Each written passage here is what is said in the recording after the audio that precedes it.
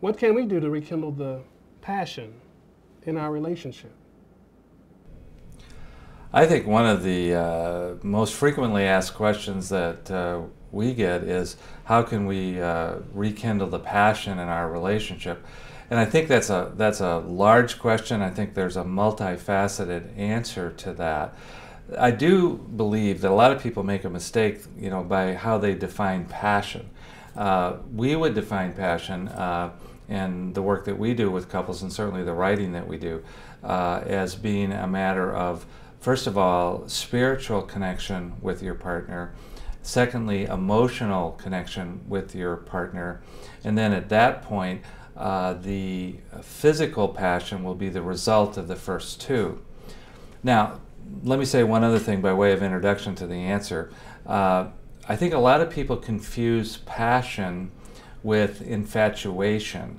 Infatuation is, that new feeling that we have of newfound love, newfound attraction.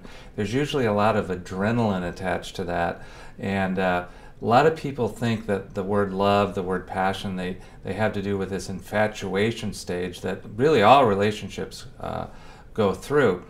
Partly then what happens in a relationship is that we go into later stages where that infatuation chemical or energy wears off, and now when we ask how do we rekindle passion, it's not so much to get back to the infatuation stage, because that's a neurochemical issue and it's not something that can be that easily reproduced. Deeper passion over the process of time, the long-lasting relationships out there, are ones in which I believe the couples learn how to connect and have a spiritual and emotional life together. And there's lots of different ways to do that, but I think that's basically the answer. Look to your spiritual and emotional life to rekindle long-term passion.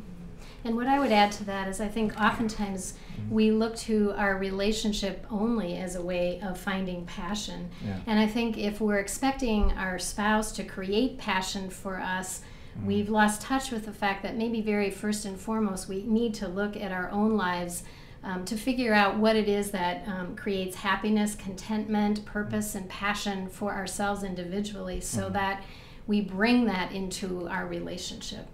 I think another thing that deadens relationships is when we have not been very good at being able to share, really, as you were mentioning, at an emotional level, what's going on for us.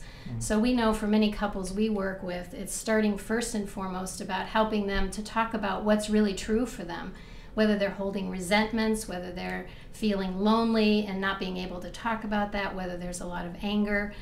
If we're storing those things away, it really deadens, I think, our ability to be present and to live in the moment with someone we're sharing life with.